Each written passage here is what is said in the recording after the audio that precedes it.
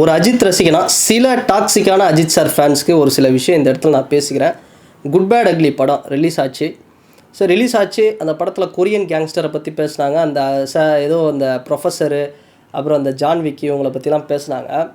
அதெல்லாம் பார்த்தா சில பேர் நல்லா இருக்குனாங்க, சில பேர் எங்களுக்கு இதை பார்த்தா சிரிப்பு வருது அப்படின்னு சொன்னாங்க.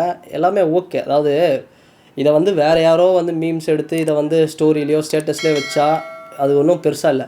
சில அஜித் சார் ஃபேன்ஸே இது எங்களுக்கு கடுப்பாக இருக்குது அப்படின்னு வந்து ஸ்டேட்டஸில் வைக்கிறீங்க அப்படின்னா, உண்மையாக கேட்குறேன், நீங்களாம் வந்து அஜித் சாரோட ஃபேன் தானா? அதாவது 10 படம் ஹிட் ஆகி ஒரு மனுஷன் கூட நிற்கிறது வந்து ஃபேன் ஃபாலோவிங் இல்லை. 10 படம் தோல்வியானாலும், அந்த மனுஷனுக்கு ஆக்சிடென்ட் ஆனாலும் அந்த காலத்துலேருந்து இப்போ வரைக்கும் ஒரு கூட்டம் அவருக்காக வந்து இருக்குது. ஸோ அதுதான் ஃபேன் ஃபாலோவிங். நான் ஒன்று கேட்குறேன், இந்த டான் லீயா, இந்த கொரியன் கேங்ஸ்டரு, அப்புறம் இந்த ஜான் விக்கு, அப்புறம் அந்த யார் ப்ரொஃபஸர், இவங்கெல்லாம் என்ன என்ன என்ன நான் ஒரு பர்சனாலிட்டியாக நீ சொசைட்டியில் வா, நீ ஒப்பிட்டு பாரு. இவங்க 3 பேரை விட 1000 மடங்கு ஏகே உயர்ந்தவர். என்ன என்ன இது பண்ணிட்டாங்க இவங்கெல்லாம்? ஒரு படம் நடிச்சிருப்பாங்க, ஹாலிவுட்டில் நடிச்சிருப்பாங்க, கொரியன் சீரிஸ் பண்ணியிருப்பாங்க, உலக லெவலில் பார்த்துருப்பாங்கன்னா பெரிய ஆளா இவங்கெல்லாம்? நான் அவங்கள கேவலப்படுத்தலை. அவங்கள வச்சு அஜித் சாரை வந்து கேவலமாக பண்ணிகிட்ருக்கிற, ஸ்டோரி போட்டுட்ருக்கிற, இது பண்ணிகிட்ருக்கிற டாக்ஸிக்கான அஜித் சார் ஃபேன்ஸை நீங்களாம் ஃபஸ்ட்டு ஃபேன்ஸே கிடையாது. ஒரு மனுஷன் அவர் நாளைக்கு படமே நடிக்கலை, வீட்டில் உட்காந்தா கூட சப்போர்ட் பண்ணுறவங்க தான் அவருடைய உண்மையான ஃபேன். அவரை வந்து ஒரு கேவலமான ஒரு மீம்ஸ், அவர் வந்து அடி வாங்குற மாதிரி, அந்த கொரியன் கேங்ஸ்டர்ஸ் கிட்ட திட்டு வாங்குற மாதிரி, இது மாதிரியெல்லாம் போட்டுட்ருக்குறீங்களே, அது மற்றவங்க பண்ணால் எனக்கு அது இல்லைங்க. ஆனால் அஜித் சார் ஃபேன்ஸே பண்ணும்போது தான் எனக்கு உண்மையாக சொல்கிறேன் ரொம்ப கஷ்டமாக இருக்குது. அதனால் ஒரு மனிதன் தொட்டதெல்லாம் பொன் அப்படின்னா அது நம்ம ஏகேவுக்கு வந்து அஜித் சாருக்கு ரொம்ப பொருந்தும். எனக்குலாம் வந்து அவர் ஒரு பெரிய இன்ஸ்பிரேஷன். அவர் எல்லா வகையிலையும், அதாவது அவர் வந்து பார்த்தோம்னா ரேசிங் போகிறாரா, பைக் ரேசிங்கா, கார் ரேசிங்கா, இதுவா ரைஃபிள் ஷூட்டிங்கா, ட்ரோனா, எதுவாக இருந்தாலும் அதான். மற்ற விஷயம்லாம் அவங்க பண்ணுவாங்களா? ஹாலிவுட்டில் வந்து ஃபாஸ்ட் அண்ட் ஃபியூரியஸ் லெவலில் வந்து ஒரு படம் பண்ணக்கூடிய லெவலுக்கு ஒரு ஸ்டஃப் இருக்கிற ஒரு இந்தியன் ஆக்டர்னா அது ஏகே தான் அப்படின்னு யார் சொன்னா? லீ விட்டேகர்னு ஒருத்தர் சொன்னாரா இல்லையா? அதனால் அவர் யார்? ஒரு ஹாலிவுட்லேயே வந்து ஸ்டண்ட்டு பண்ணவர், அவரே வந்து சொன்னாரா இல்லையா? ஸோ அதனால் நீங்கள் வந்து சும்மா இது இந்தியனோட ஒரு கேவலமான ஒரு மென்டாலிட்டியே இதுதான். இந்தியன்ஸோட கேவலமான மென்டாலிட்டி என்னென்னா, நம்மளை இவ்வளோ கீழே வந்து தாழ்த்தி, எவ்வளோ தரம் தாழ்த்தி நம்மளை கீழே வச்சு அடுத்தவனுங்களை வந்து புகழுறது தான் இது. எனக்கு அவங்க மேலெலாம் கோவம் கிடையாது. இந்த ஜான்விக் அவர் மேலேயோ இல்லை கொரியன் கேங்ஸ்டர் அவங்க மேலாம் கோவம் கிடையாது. இதை இவ்வளோ கேவலமாக ஒரு டாக்ஸிக்காக பண்ணிகிட்ருக்கீங்க பார்த்தீங்களா அஜித் சார் ஃபேன்ஸு, அது சத்தியமாக வந்து ஏற்புடையதே கிடையாது.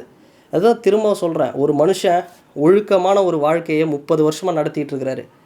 தான் பொண்டாட்டி பிள்ளைங்க அவருக்கு இருக்கிற கூட்டத்தை நினச்சா எனக்கு தெரிஞ்சு இந்த குட் பேட் அக்லி படத்தை அவர் வேறு யாராவது இருந்தால் ஜனநாயகன் கூட விட்டுருப்பாங்க. இன்னொரு எதிர் போட்டி நடிகர் யாருன்னா இருந்திருந்தாங்கன்னா, அந்த மனுஷன் எவ்வளோ பெருந்தன்மையாக எல்லா விஷயத்த விட்டு கொடுத்து, யார் என்ன வேணால் சொல்கிற, நம்ம வேலையில் நம்ம மட்டும் சின்சியராக போகணும் அப்படின்னு தன்னுடைய ஃபேன்ஸ்க்கு வந்து ஒரு ரோல் மாடலாக இருக்கிறார். அப்படிப்பட்டவரை நீங்கள் கேவலப்படுத்துறீங்க அப்படின்னா நீங்களாம் தயவுசெய்து போயிடுங்க. தயவுசெய்து அஜித் ஃபேனாக இருக்கவே தகுதி கிடையாது. போயிட்டு அந்த சட்டையை மாட்டிகிட்டு ரோகிணி தேட்டர் வாசலில் போய்ட்டு எதுக்கு கட்டுறேன்? அந்த மனுஷனுக்கு ஃபேன்ஸ் கிளப் இல்லை. அந்த மனுஷனுக்கு அப்பத்துலேருந்து இப்போ வரைக்கும் பெருசாக வந்து மீடியா வந்து பெருசாக பேசாதவரை ஒருத்தரும் ஃபேன்ஸ் நாங்கள் போயிட்டு அவருக்காக நிற்கிறோம். விஜய் ஃபேன்ஸ் நிற்கிறாங்கங்க, தளபதி ஃபேன்ஸ் நிற்கிறாங்க, உயிரை கொடுக்குறாங்க ஏகேக்காக. குட் பேட் அக்லி படத்தை அப்படி கொண்டாடுறாங்க.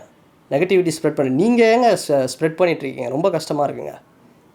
அதனால் வாழ்க்கையில் எல்லா விஷயத்திலும் பல இடங்களில் பல பேருக்கு நல்லது பண்ணி ஒரு ஒழுக்கமாக வாழ்ந்துட்டுருக்கிற ஒரு மனுஷன் அவரை கேவலப்படுத்துகிறதெல்லாம் வந்து அது நீ அஜித் சார் ஃபேனாகவே இருந்தாலும் சரி, அதெல்லாம் பார்த்துட்டுலாம் சும்மா இருக்கவே முடியாது. எங்களுடைய ஒரு ஏகே அப்படிங்கிறவர் அவர் எப்படி சொல்கிறது, அவர் ஒரு ஐக்கான்.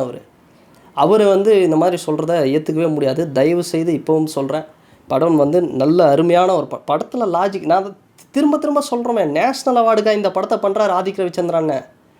ஏகேக்காகவும் ஏகே ஃபேன்ஸ் என்ஜாய் பண்ணோம், எல்லாரும் என்ஜாய் பண்ணோம், என்டர்டெயின்மெண்ட் பண்ணோம் அப்படின்னு போயிட்டு இப்போ கூட அந்த மனுஷன் படத்தை முடிச்சுட்டு போயிட்டு கார் ரேசிங்கில் இருக்கிறாரு. அப்படிப்பட்டவரை என்னத்தை சொல்கிறது? நீங்கள் ஏதோ சொல்கிறதுக்கு இல்லை. இந்த தேவையில்லாமல் இந்த கொரியன் அந்த ஹீரோ, இந்த ஜான் விக்கு, இந்த விக்கு அந்த விக்குன்னு அவங்க கூடலாம் வந்து கம்பேர் பண்ணி என்ன நீ பிடிங்கி என்ன படைப்பு வேணால் நீ கொடுத்துரு. ஏகேனா ஏகே தான். நீ தமிழ்நாட்டில் நீ வேறு எங்கன்னா போய் மீம்ஸை வந்து போட்டுக்க. ஏகேனா அதெல்லாம் யாராக இருந்தாலும் வந்து நாங்கள்லாம் விட்டு கொடுக்குறதா இல்லை. இப்போ ஓப்பனாக ஒன்று சொல்கிறேன். நீ மொத்த பர்சனாலிட்டி லைஃபு நீ மொத்தமாக டேலண்ட் நீ எடுத்து பாரு. இந்த கொரியன் கேங்ஸ்டர், இந்த ஜான்விக்கு, அந்த 3 பேரை விட, இந்த ப்ரொஃபஸரு, இவங்க 3 பேரை விட ஏகே பெட்ருயா, மேலே தான்யா, அவ்வளோதான்யா சொல்லுவேன். எங்கள் ஏகே நாங்கள் விட்டு கொடுக்க மாட்டோம், அவ்வளோதான். அதனால் தயவுசெய்து அஜித் சார் ஃபேன்ஸ், சில டாக்ஸிக்கான ஃபேன்ஸு இந்த வேலையை தயவுசெய்து வந்து அவாய்ட் பண்ணிக்கோங்க, அவ்வளோதான். உங்களுடைய கருத்துக்கள் என்ன அப்படிங்கிறத கமெண்ட் பண்ணுங்கள். அண்ட் வேறு ஒரு வீடியோவில் வேறு ஒரு கான்டென்ட்டில் நான் உங்களை பார்க்குறேன். பாய்.